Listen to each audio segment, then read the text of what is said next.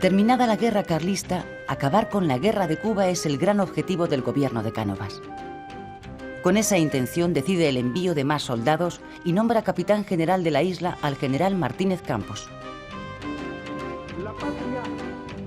Después de 10 años de guerra y con casi 60.000 soldados muertos, Martínez Campos logra convencer a los rebeldes para que acepten la paz a cambio de una amplia amnistía, reformas políticas y la abolición de la esclavitud. La paz se firma en Zanjón en 1878.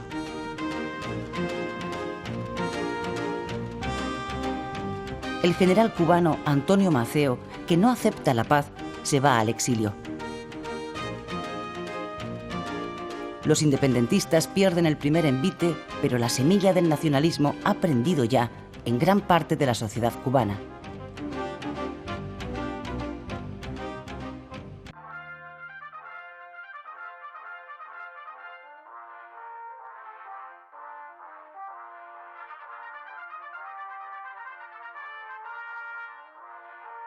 ¡Extra! ¡Extra! Estados Unidos declara la guerra a España. Léalo en la edición especial del Mundo. 25 de abril de 1898. El objetivo de Estados Unidos, al declarar la guerra a España, es expulsarla de Cuba y hacerse con el control de sus colonias en el Caribe y Filipinas.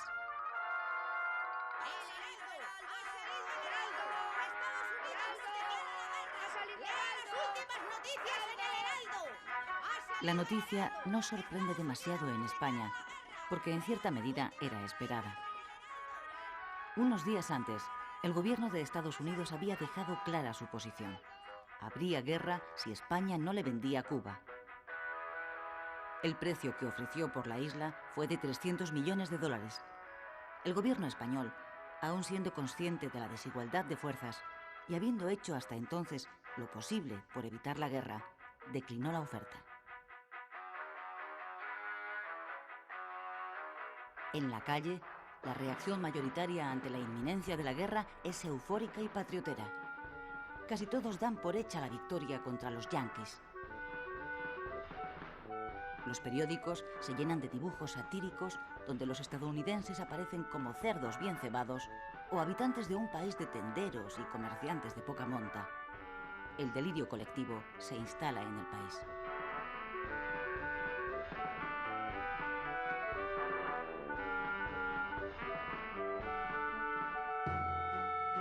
La realidad es muy diferente. Estados Unidos, como potencia emergente que es, lleva varios años renovando su flota y construyendo acorazados como este, el Olympia, que todavía hoy se conserva atracado en Filadelfia. El gobierno se dispone a llevar a la práctica la doctrina que el presidente Monroe puso en marcha a comienzos de siglo: América para los americanos.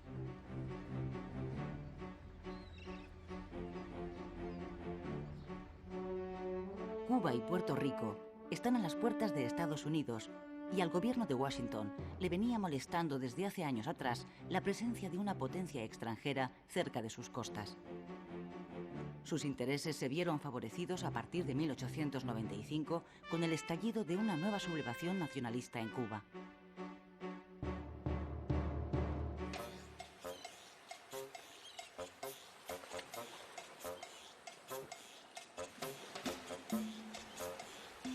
Fue en febrero de 1895 cuando los líderes de la sublevación, el poeta José Martí y los generales Máximo Gómez y Antonio Maceo, desembarcaron en la isla.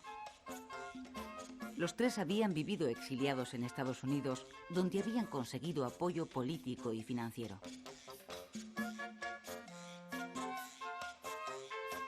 José Martí, hijo de padres españoles, nacido en Cuba, es el fundador del Partido Revolucionario Cubano, que será el motor de esta nueva guerra por la independencia de Cuba.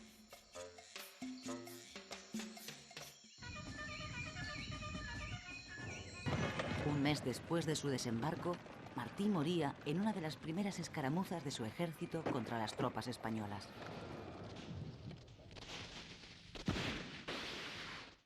¡Candela, coño! ¡Candela! En esta segunda guerra de Cuba se produjeron dos novedades respecto de la primera.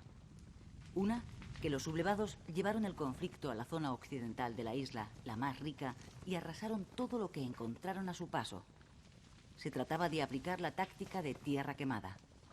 Uno de sus generales, Antonio Maceo, lo expresaba así: aniquilar Cuba es vencer al enemigo. La segunda novedad fue que Estados Unidos, que ya había penetrado económicamente en la isla, abandonó su posición de neutralidad y apoyó abiertamente a los independentistas.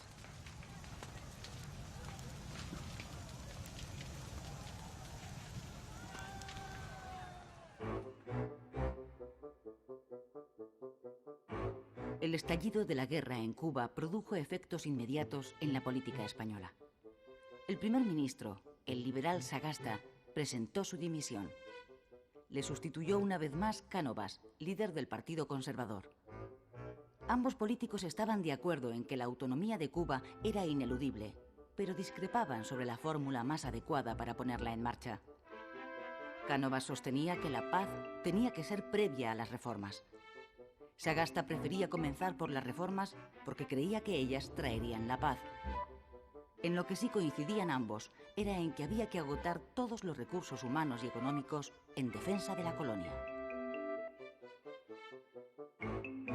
Dimitido Sagasta, Cánovas nombró al general Martínez Campos, conocido como el Pacificador porque había puesto fin a la anterior guerra de Cuba, nuevo capitán general de Cuba, con el encargo de buscar la paz por la vía del pacto. Pero su estrategia de pacificación fracasó también. El proceso de independencia estaba en marcha sin freno posible. Se trataba de una guerra de guerrillas basada en los ataques por sorpresa, donde los insurrectos tenían a su favor las condiciones del clima, el conocimiento del terreno y, sobre todo, el apoyo de gran parte de la población campesina. A los pocos meses de iniciarse la sublevación, los rebeldes habían extendido la guerra por toda la isla y llegaban a las cercanías de La Habana.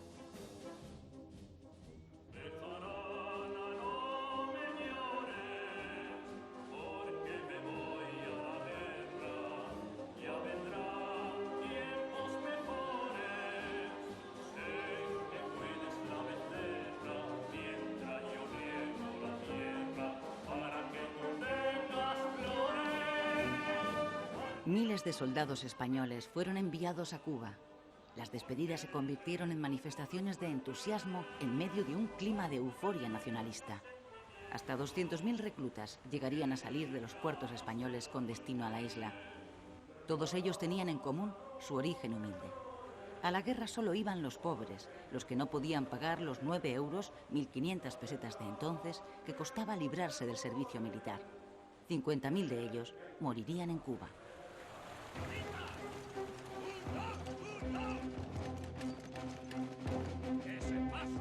¡Ese paso, inútiles! ¡Nos van a cortar los huevos! ¡Soldados! ¡Viva España! ¡Viva! ¡Viva Cuba española! ¡Viva! Fracasada la vía de la negociación, Cánovas nombró al general Valeriano Bayler nuevo capitán general de Cuba. Bayler, que gozaba de gran popularidad en España, fue elegido por su reconocida capacidad para responder a la guerra con la guerra. Don Valeriano Bayler. El gobierno necesitaba ganarla lo antes posible, ante el temor de una intervención de Estados Unidos, que de momento se estaba limitando a apoyar a los rebeldes.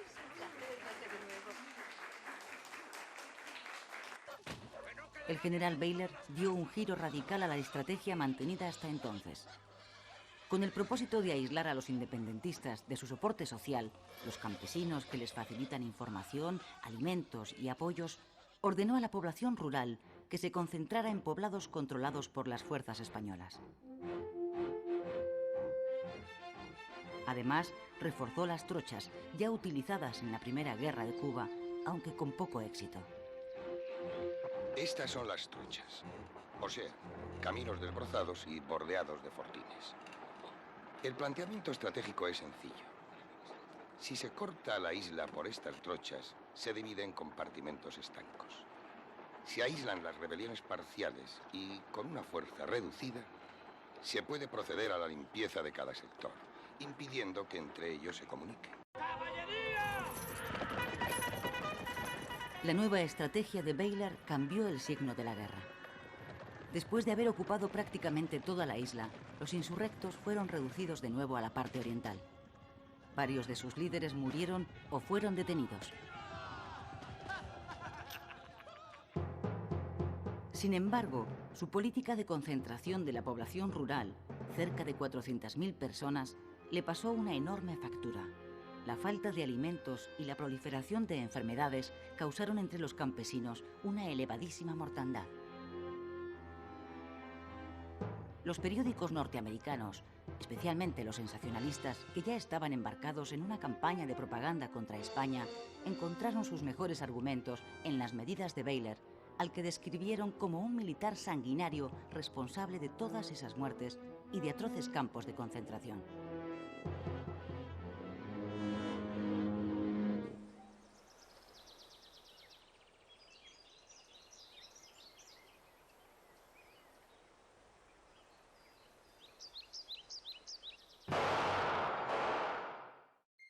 Agosto de 1897. El presidente de gobierno, Cánovas, es asesinado en el balneario de Mondragón, donde veranea.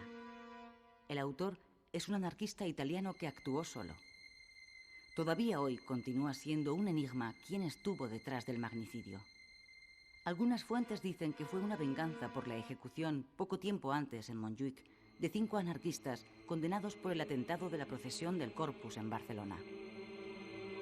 También se ha especulado con la posibilidad de que interviniera alguna trama con intereses en la crisis de Cuba. El asesinato de Cánovas produjo un vuelco en la situación política española. En un intento de apaciguar a los Estados Unidos, Sagasta, el nuevo presidente, destituyó a Bayler. Además, concedió a la isla una amplia autonomía. Sin embargo, tanto la guerra como la presión de Washington continuaron.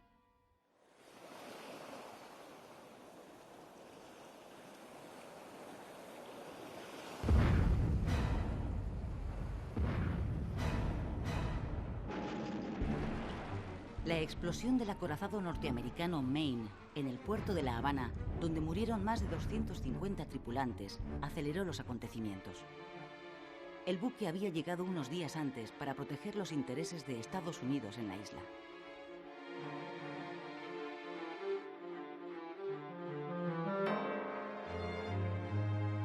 Las últimas investigaciones apuntan hoy a un accidente como causa de la explosión.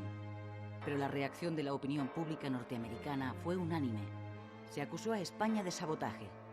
La prensa exigió represalias a su gobierno e incluso ofreció una recompensa a quien descubriera a los autores, por supuesto españoles, de la tragedia.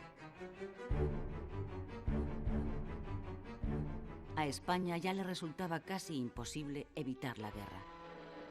El gobierno ordenó entonces a una parte de la escuadra española partir hacia Cuba para reforzar su protección. Otra parte la envió a Filipinas. Esta es la única imagen que conservamos de uno de nuestros acorazados, el Vizcaya.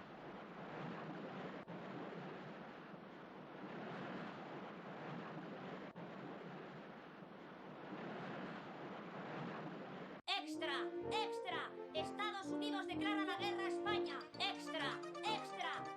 Con la declaración oficial de guerra a España, en abril de 1898, Estados Unidos se dispone a poner en marcha su proyecto imperialista. Al gobierno español, consciente de la desigualdad de fuerzas, no le queda otra solución que aceptar el duelo, presionado también por el clima ultranacionalista que domina al país. El 1 de mayo de 1898, España sufre la primera derrota. En Cavite, Filipinas, la flota española es literalmente barrida por la norteamericana. Esta es la bocana de la bahía de Santiago de Cuba, donde tiene lugar el 3 de julio la batalla decisiva de la guerra. Dentro está la flota española mandada por el almirante Cervera. En contra de su opinión, Cervera da la orden de salir. Obedece órdenes del gobierno. Fuera de la bahía, la flota norteamericana espera.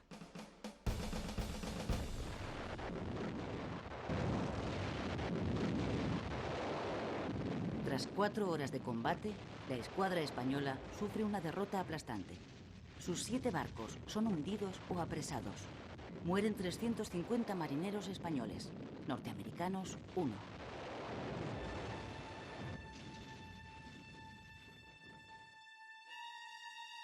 Así quedó el Vizcaya, uno de los 4 cruceros acorazados de la flota de Cervera después de la batalla.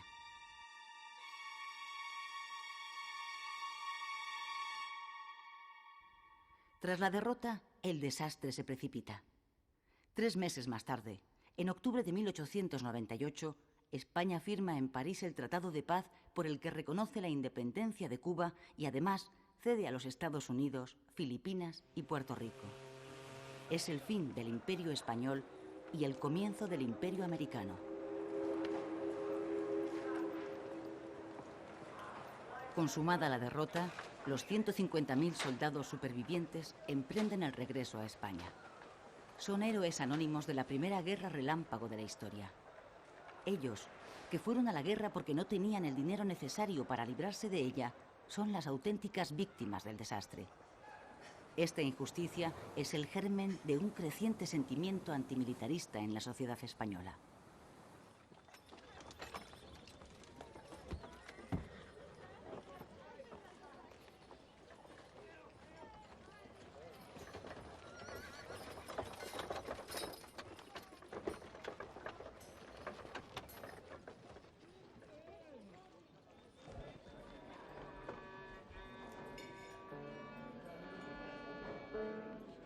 Después del desastre, como pasó a llamarse la fulminante derrota, el ánimo de los españoles cae abruptamente desde el entusiasmo al pesimismo y la frustración.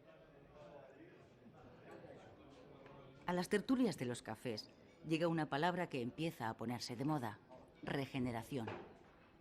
Los regeneracionistas, intelectuales encabezados por Joaquín Costa, aspiran a resolver los males de la patria aplicando una política quirúrgica que acabe de una vez con la oligarquía y el caciquismo.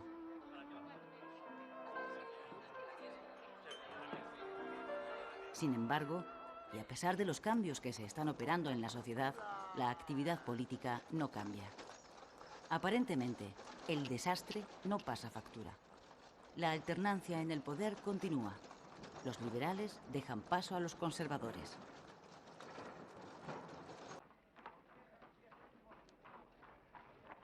En ese tiempo, aparece en la escena pública nacional un puñado de intelectuales que más adelante serán conocidos como la generación del 98, que comparten un sentimiento: el dolor de España. Sus obras tienen un punto en común: la búsqueda incesante del ser de aquella España moribunda y de las raíces de su decadencia.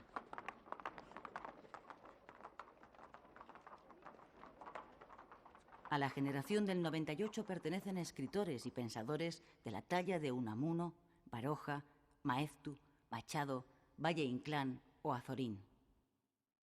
Con esta generación comienza en la cultura española una nueva etapa de esplendor llamada la Edad de Plata, en la que conviven 3 generaciones y que se prolongará hasta la Guerra Civil.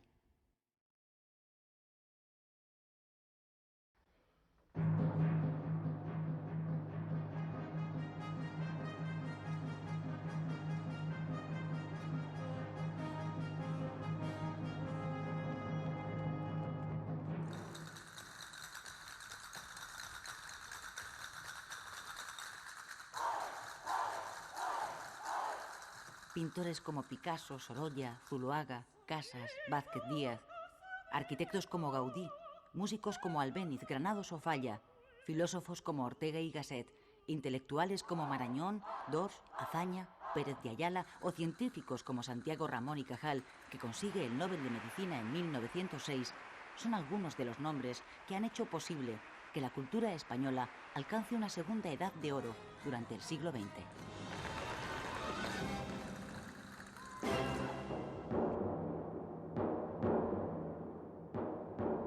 La crisis del 98 acelera el proceso de transformación de algunos regionalismos en nacionalismos. Ahora, tras el desastre, Este proceso se acelera. Los catalanistas aspiran a potenciar su propia identidad nacional y a distanciarse de España, a la que consideran una nación envejecida, cuando no muerta, incapaz de modernizarse para incorporarse a las corrientes europeas. Así surge la Lliga Regionalista de Cataluña, un partido catalanista de centro-derecha que dominará la política catalana durante las 2 primeras décadas del siglo XX. Prat de la Riba y Francesc Cambó son sus líderes más destacados. En 1898, Sabino Arana es elegido por primera vez diputado provincial de Vizcaya. 3 años antes, Arana había fundado un nuevo partido, el Partido Nacionalista Vasco. Casi $500.000 he sacado por la venta del negocio. Aquí están los libros y la liquidación.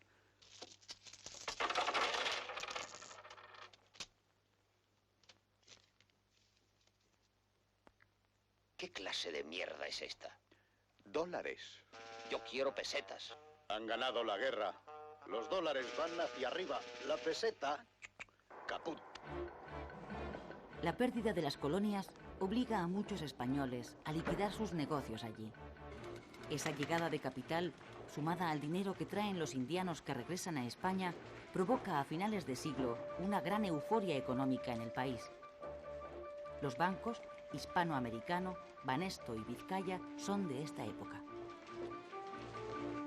El dinero repatriado proporciona al desarrollo industrial y financiero en España un fuerte impulso que se mantendrá con el nuevo siglo.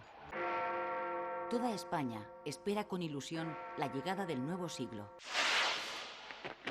Nunca tantos, 18,5 millones de españoles, han estado tan de acuerdo en algo, en su deseo de dejar atrás el desastroso final del siglo XIX. Modernización es la palabra más oída a comienzos de siglo. Los españoles asisten esperanzados al desarrollo de los últimos inventos, la automoción, la electricidad y el teléfono. La mayoría confía en que gracias a ellos España alcance el progreso.